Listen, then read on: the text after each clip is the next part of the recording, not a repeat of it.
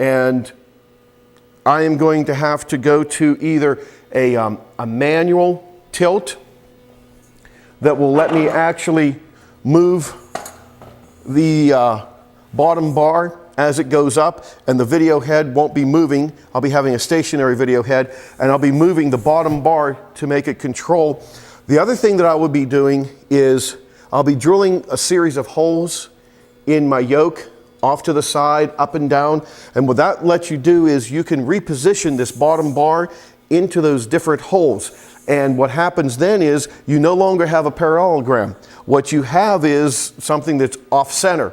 So as it starts to go up, by just moving it up and down, it will actually tend to make this bar, although it's not longer or shorter, it will give it the effect of it being longer or shorter. So as you move it up or down, whenever you lift or raise your jib crane, it's going to make the camera either lurch forward or come back. So what you can do is, and it will take some time to set up, but you'll figure out which hole you want to use. You can also use a bar, a tube in the middle that has rod ends on it, so you can twist it and adjust it to go in and out also.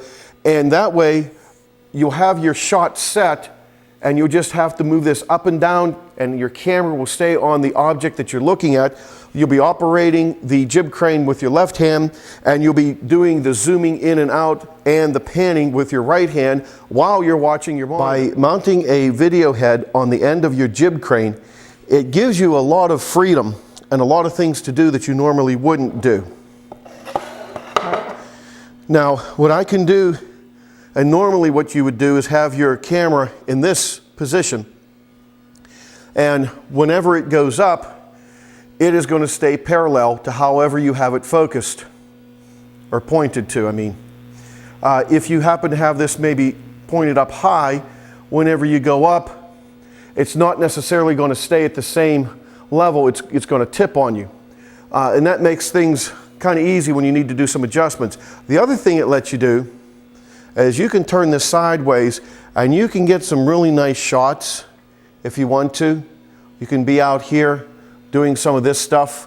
It just depends on where you're at, what you're doing, and what you're trying to do.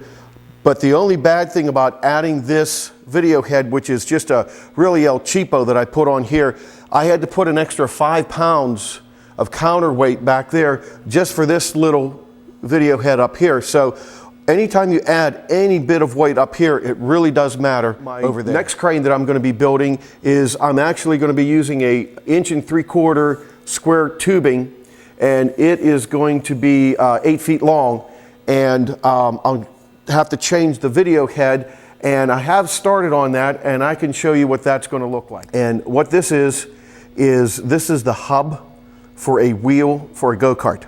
And all these parts that I'm going to show you here, you can get from AmericanPowersports.com. Not affiliated with them, whatever, but I've built a lot of go-karts, and I got all my parts from them, and they're a really good company to work with. What's really nice about this hub, I think it's like $30, and the axle, I'm not sure, the axle's like $2 or $3. The bearings that come with it, they're very precise. The go-karts, they race up to 100 miles an hour. They're very precise bearings, very tight bearings. This is actually a axle that goes through this hub for the wheel. These are spacers on the axle that space out the wheel. And this is a locking collar for something else on a go-kart, but it's a 5/8 locking collar. And what you do is, this is the hub, and the wheel bolts onto here. And these are the bolts that you use to bolt the wheel onto the hub. And I went to Lowe's or Home Depot, I can't remember which. I got this little spacer. It's a 1/4 inch spacer, and I think it's a 1/2 inch long.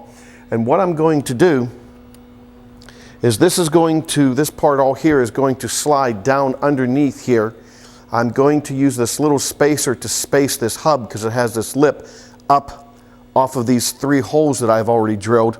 And then I'm going to tighten this down, and my yoke for my jib crane will go on top of this. Now what I have done is taking the hub with the little spacers and the bolts that hold the rim on, You just put the bolts from underneath, put the spacer on, and thread them into where they normally would go. That will pull this hub real nice and tight down onto the head of the tripod. And then the axle, I put it through the bottom with a couple of spacers, and this nut here, I tightened it down nice and tight, and now you have this shaft that turns extremely smoothly. There is absolutely no play whatsoever. All you do now is you will put your yoke on here. You will take this nut, you just run it down and tighten it up. And now you have your yoke bolted onto the hub, and it turns nice and smoothly. There is no play whatsoever.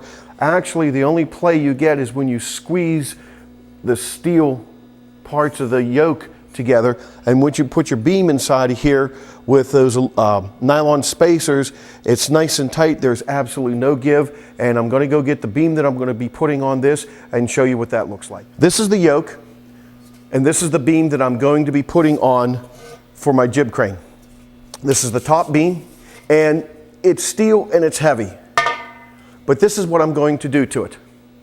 This is the same piece of tubing, but I've drilled holes with a hole saw and made it really light.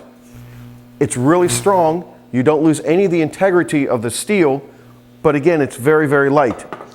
What I will be doing is from the center part out, I'll be drilling the lightning holes. But from this part, which I will have the counter boom, you don't want to take any of the metal out because you need all the extra weight back there as you possibly can. Again, I have my plastic bushings right in here. And all you have to do on this is slip this in here and line the holes. All I did was put the beam in, put the bolt in, and I'm going to be ready to go. This is nice and sturdy. Even though I've added a lot of weight to this, and like I said, I'll be drilling the holes out, this will handle it without any trouble whatsoever. Then I will just have to make the bottom part of this, and then I have to put the front of the jib crane on here. Now, something that I really want to stress to you is this yoke and this channel are the two building blocks of making your jib crane. Once you have this yoke and this channel, you can build anything that you want. You can put any length of tubing in here that you want. Same with here. If it's not going to be as wide as I'm using, all you have to do is get some spacers and put in between. So if you wanted to use the 1-inch square aluminum that a lot of people use that go to Home Depot or Lowe's, you can use this yoke and you can use this right here. You just will have to make sure that you put spacers in between where the tubing would be.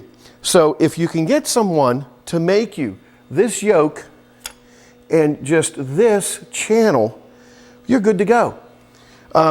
If you can find someone that has a mom and pop garage like I have, or a body shop, a mom and pop body shop, or even at some of the bigger body shops and garages, a lot of times these guys, they putz around with stuff on the side, and they would know where to get some of this steel at in your area. And especially a body man, they usually have welders at the body shops. And if you get friends and don't bug them too much, just showing them what this looks like and the measurements that I gave you, you can put one of these together yourself. Same with this here. You just need this part and you just need this part. And then that's what's so neat about this. You can interchange any size beam that you want and build your own jib crane.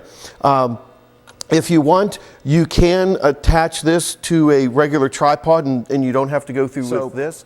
If there's any questions, if I can help you out, I'd be more than happy to give you some more information. And geez, just see if you can get someone in your area to make this yoke and this channel that goes on the front, and you're good to go from there.